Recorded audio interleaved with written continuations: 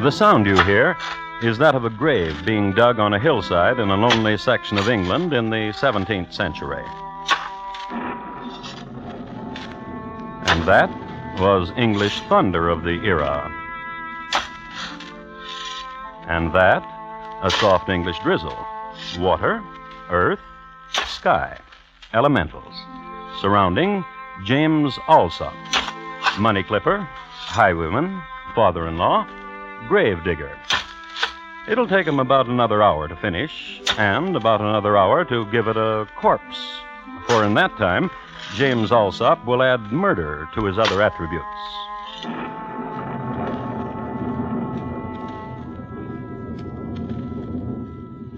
And tonight, my report to you on the Alsop family, how it diminished and grew again. Crime Classics, a new series of true crime stories from the records and newspapers of every land, from every time. Your host each week, Mr. Thomas Hyland, connoisseur of crime, student of violence, and teller of murders. Now, once again, Mr. Thomas Hyland.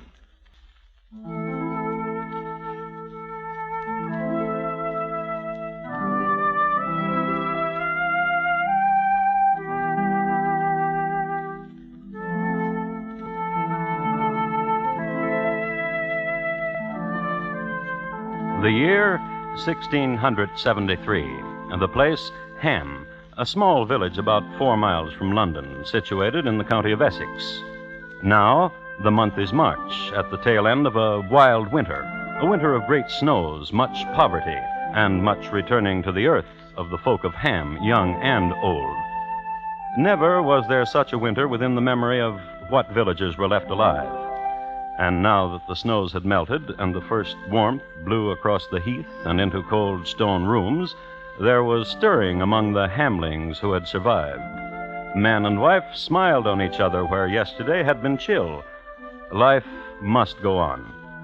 But what of those whom the ravages of the season and starvation had made lonely? What of, say, a widow? What of, say, Widow Ursula, who lost her husband to the wild dogs 2 days after Christmas? What of her? Well, let's see. You be lonely, are you, widow? Aye. It was a cruel thing has happened to your husband. Cruel. Then now it is the springtime. Aye. And March is soft on the moors. April is a good time for marrying, widow. When I married last, it was in April. It was April after a soft winter when my husband built this house that we married. It was a good marriage. April is soon, and you should have another husband. You're a widow of good credit and competent estate, and you'd make a young man a comely bundle. Teddy? You're welcome, Widow Ursula. A comely bundle indeed. How long has it been since your wife passed on, James Alsop? 6 years come next Bloomsbury Day. I heard she was a shrew. A witch, a shrew, a gollygog. But a woman of fervor, and she fruited me with 2 sons. Aye. I have seen the younger one. He said to me the Widow Ursula had looked upon him. Aye. A robust lad. Sinewy. Will you marry my son? What do you call him? Christopher. Christopher. A likely name for April. And Ursula will make a likely bride. Aye. Morning.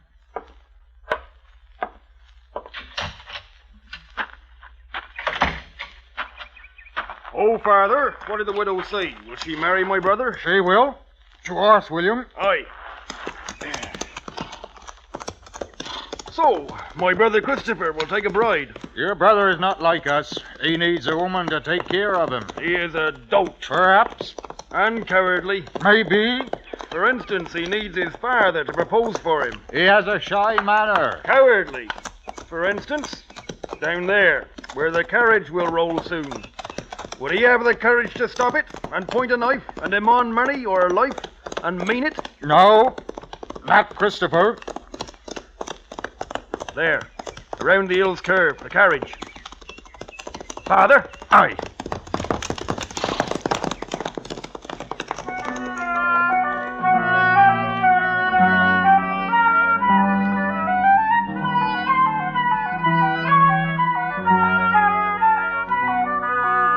So the two of them, father and son William, galloped down the hillside, donned masks, and stopped the carriage. And with a well-a-day and cocked pistols, they robbed the driver and a passenger. History records that the passenger, as coincidence would have it, was none other than Dame Maggie Chavez, who, it may be assumed, was even then on the first leg of her mad dash to Lisbon. Gallants that they were, the highwaymen took from the lady only her gold coins. Her jewelry, the famous mementos from the Viscount of Gloucester, was not touched. This might have been, however, because of the hiding places for gems that the dame is famous for. And, with another well-a-day, James Alsop and William rode down to the town of Ham, and to home, and to their workshop. Here, they divested themselves of garments necessary to robbing on the road, placed them in a trunk, took out a pair of shears, and went to work. This year's mintage is harder than last year's. Work, meaning clipping off small edges of the gold coins. Decreasing the diameter, in other words, without decreasing the face value. So, when you were finished, you had the original gold coins and gold clippings as a bonus. Else the shears are dulled. Else you, father, are growing older and weaker. Aye. Aye, Aye. I said it. Did you now? What do you say now? Or do you have too much blood in your mouth, son William? I meant a jest. I asked your pardon. Get back to work. There's a pile of sovereigns on the table to be clipped and clippings taken to London to be sold. Aye.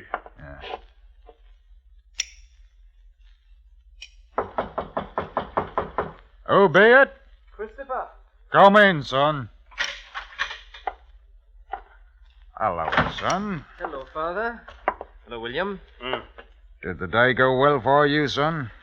I dreamed how it would be to take a wife. You like the taste of blood, William?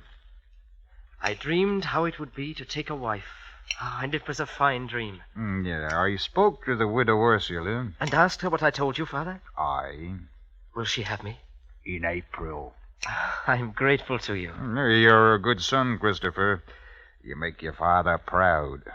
Did you have a good day on the road, Father? Now, that's thoughtful you asked. Aye, a good day indeed. A carriage with a rich lady. And much gold, I see. One thing, son. When you're with wife, no talk of this and what happens on the road. Not a whisper on it. Oh, not a whisper. Yeah. We have to do much clipping, your brother and I. Take a handful of coins, lad. Buy some things for April.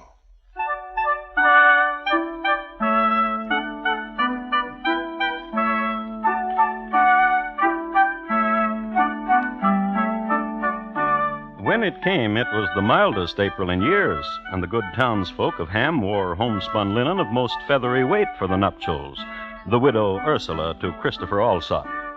There was much gaiety. Laughter spilled, as did the cooling spiced mead.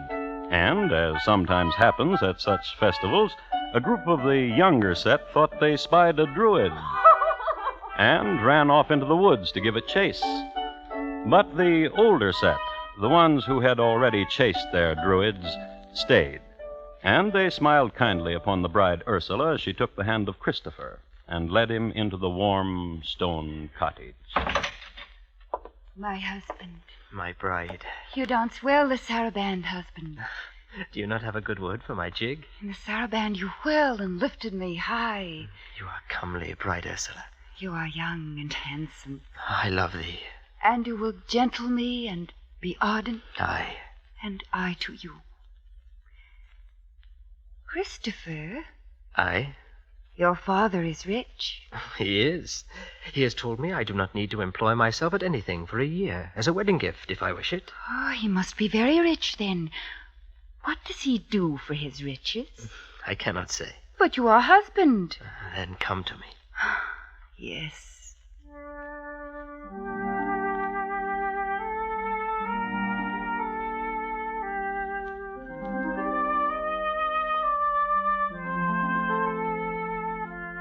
Which was the talk in April, and in May when the bloom was on the sedge, Come, dearie. Tell your wife what your daddy dear does for his riches. and in June when the drone bee danced for its queen. If you do not tell me, dearie, I shall be unhappy. and you shall be sorry. And for the rest of the summer, love and curiosity, and a Christopher who wouldn't talk about his father. But in September, when the first leaf dropped, Now, what does he do, your father? Come here. I will not. Bride. Wife now. And I ask you, what does your father do for his riches? What curiosity is yours, Ursula? And who would not be curious? The way your father is hardly home, nor your brother. The way they ride the roads so often and after lock themselves in that room. What do they there? And why am I not permitted there in their workroom? And why does your brother journey to London so often? Come here. When you will answer me, not before. I'll not answer you. I'll tell you this only. It is September, and you have become a shrew. You will rue the day you called me that name. You will rue it.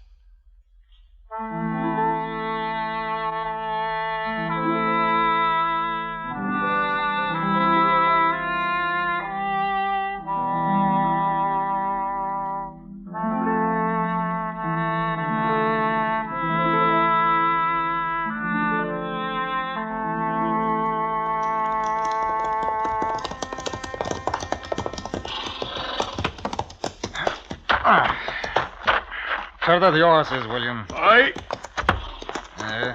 Take a fresh horse. After, we'll clip the coins and you will go down to London. Aye. What ails you, Father? There's no humor in you anymore. You worry about Christopher? He's not happy with his wife. As I said it. He says she's a shrew, And what woman is not? that she's curious, As a woman Alice is. that she needs to know what we do, you and I. So she would gossip about it. That we are highwaymen and money clippers. She would gossip and the law would hear of it, and we would jig from a gallows. It grieves me. It would be a terrible thing. Hello, father-in-law. Brother-in-law. I had never been here before. In the workshop before. I thought to clean it. To dust a bit. What are these clippers for? Get out of here. Get out of here before I kill you. She will gossip, Father, Aye. and the law will hear of it.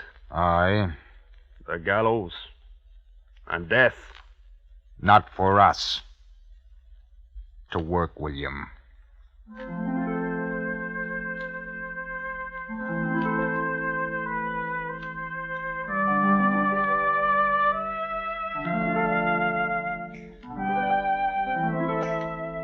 and they clipped a pile of sovereigns, and William took the clippings to London town.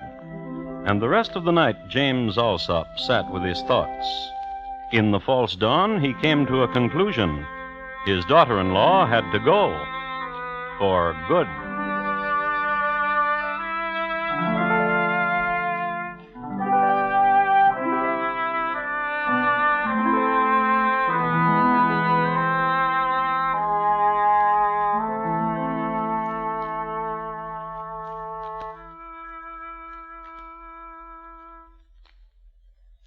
You are listening to Crime Classics and your host, Thomas Hyland. All America is in CBS Radio's 21st Precinct. Tuesday nights every week, the Star's Address brings you gripping and suspenseful stories of behind-the-scenes police work in the world's biggest city. Hear 21st Precinct on most of these same stations tomorrow night.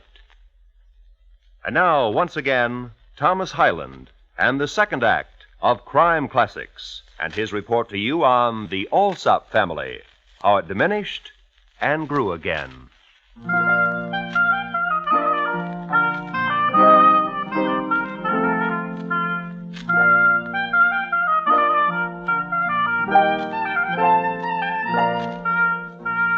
England in the 1670s.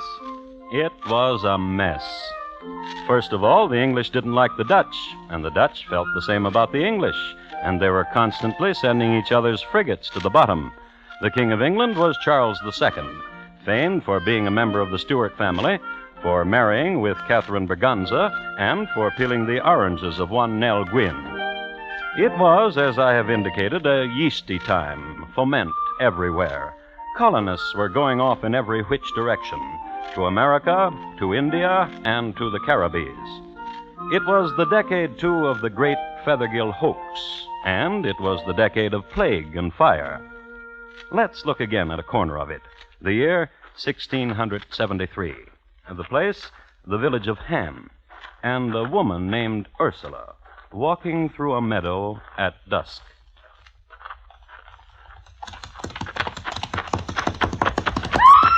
No, sir! No, do not!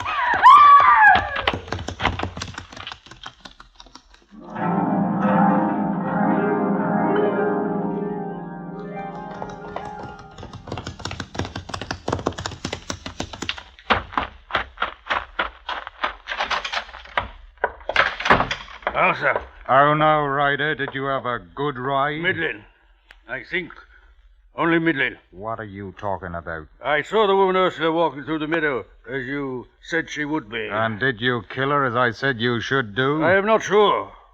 Therefore, Therefore what? I am willing to take but half the amount of money which you promised me. I promise you a fee, assassin, for the killing of Ursula. I hired your sword for her death. No half payments for work not completed. It was no fault of mine. I stuck her with my sword, but she moved quickly away. Then I saw some people who were coming, attracted by her cries. And my son William, who sent you to me from London, said you were the finest of assassins. Another day and I'll try again. Go back to London. My pay. Aye. That be your pay, a knock about the head. What you deserve.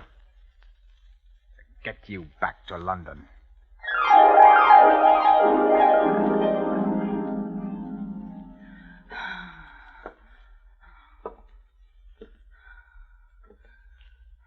What do you think, Father?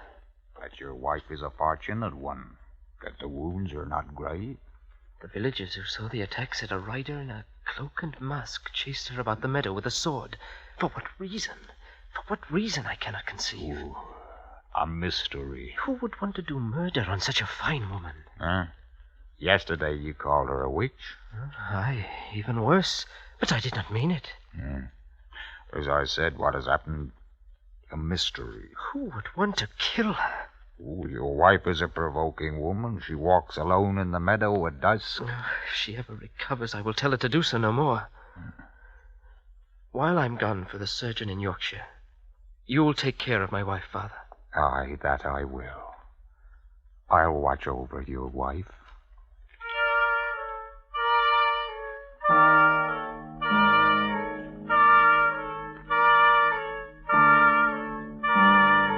And young Christopher rode off to Yorkshire. And what with William in London selling coin clippings, James Alsop was left in his house with Ursula, his daughter-in-law. September night, and a gathering storm. And this... What? What? Ursula, thirsty, as a body is wont to get when it has been stabbed. What? And the man who could slake her thirst moves, but not toward Ursula. Toward the tool shed for a shovel, then toward the hill. You know why. That's right, to dig a grave. And while he was digging, you remember, it started to rain. And James Alsop lifted his mouth to it because a body is wont to get thirsty when it is digging a grave. But Alsop finished his task, took shovel back to tool house, and did what quite a few grave diggers do, even to this day. Barkeep, another. And I'll not ask for wine. Oh, good evening to you. Good evening, Judy. Buy a hollyhock. Oh, buy one. Yours a farthing. You keep your hock. Wear it yourself. You may pin it on me if you like. Hocks become you. I have only 2 more to sell, and I have nothing to do, and no one to sing my song to. Oh, tonight I'm busy, Judy. And what could you be busy with in such a storm? To help my daughter-in-law on a journey. Journey to where? To her cousin in Scotland. Oh, if I had a drink, Mr. Alsop, I would drink to a safe return. Barkeep. 3 drinks. 1 for me, 1 for the lady, and for yourself, barkeep. Yeah. Well, now we will drink to the safe journey and the safe return of my daughter-in-law, Ursula, who goes to visit her cousin in Scotland and who probably will not return for a year or so.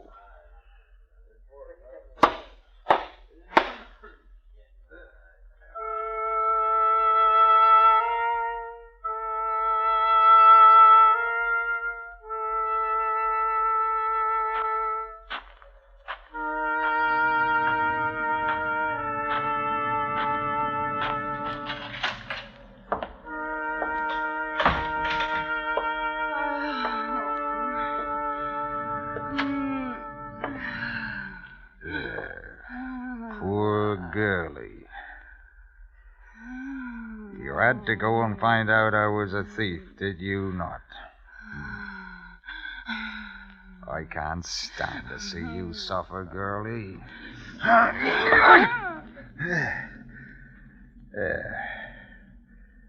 You'll never suffer again. Now then, up with you. There's a burying to be done.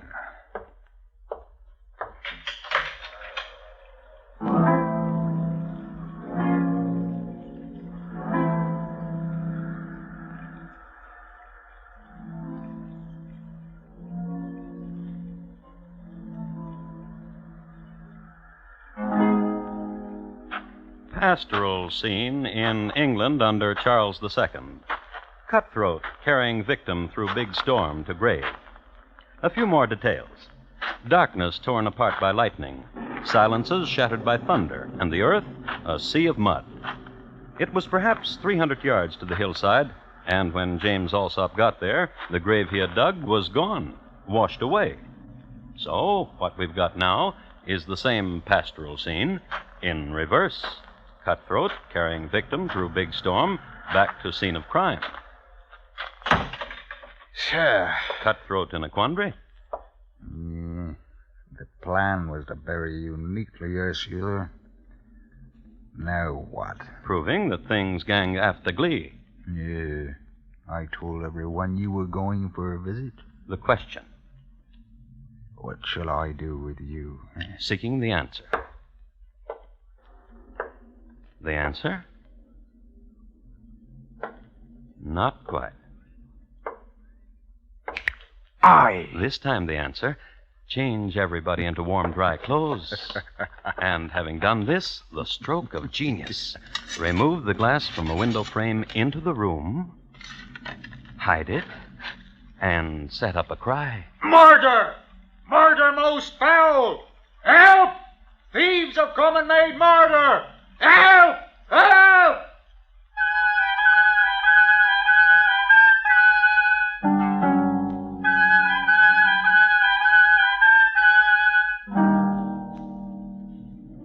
A thief? Aye, Constable.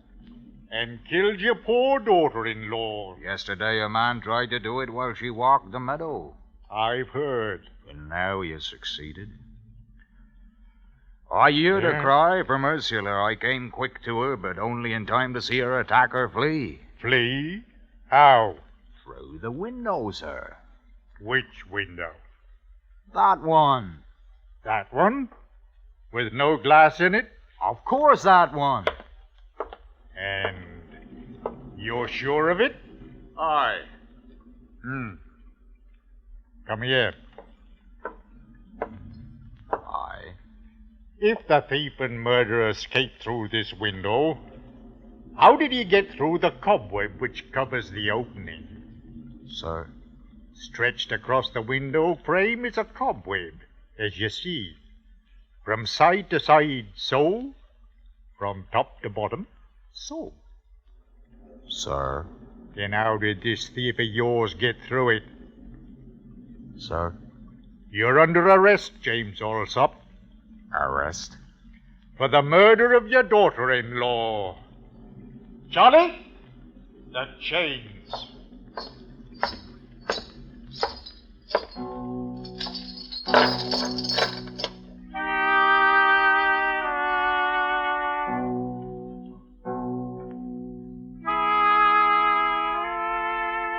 James Alsop was committed at Colchester jail.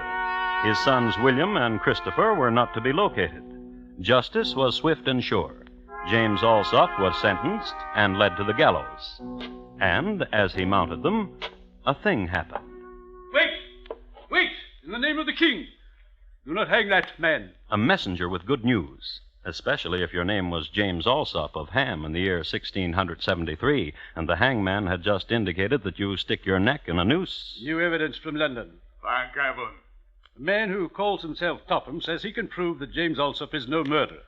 He saw a thief leave the place of murder through the door. That's the way it was. I forgot. Bring down the accused from the gibbet.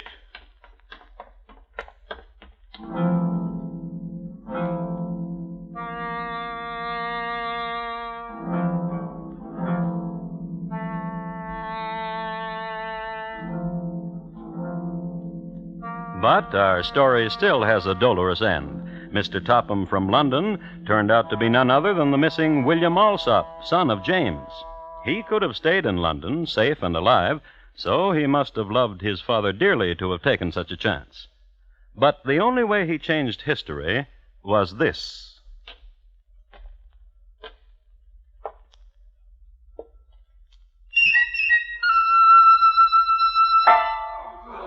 Father?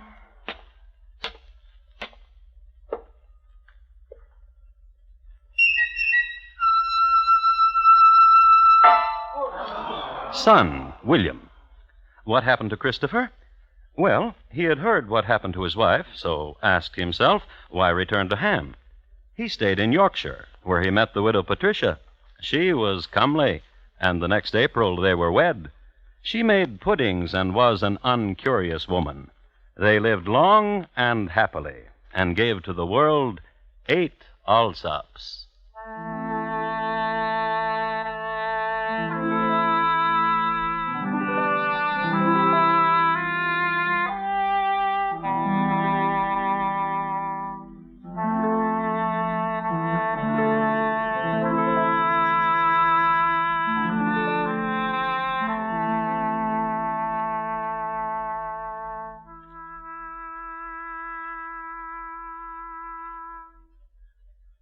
In just a moment, Thomas Hyland will tell you about next week's crime classic. The Alsop Family, tonight's crime classic, was adapted from the original court reports and newspaper accounts by Morton Fine and David Friedkin. The music was composed and conducted by Bernard Herrmann, and the program is produced and directed by Elliott Lewis. In tonight's story, Ben Wright was heard as James. Thomas Hyland is portrayed on radio by Lou Merrill. Featured in the cast were Herb Butterfield, Ellen Morgan, Betty Harford, Terry Kilburn, Richard Peel, and Raymond Lawrence. Roy Rowan speaking. And here again is Thomas Hyland. Next week, Rome, Italy, in the year 62. My report to you will concern a young chap who wanted to murder his mom. It's listed in my files as Your Loving Son, Nero. Thank you. Good night. Later tonight, CBS Radio invites you to an hour of sprightly romantic comedy as the Lux Summer Theater stars Ann Baxter in The Affairs of Susan. Lovely Ann has the most difficult time making up her mind over her varied assortment of suitors until... But suppose you hear it all for yourself later tonight on most of these same stations when CBS Radio presents the Lux Summer Theater. America's 45 million radio families listen most to the CBS Radio Network.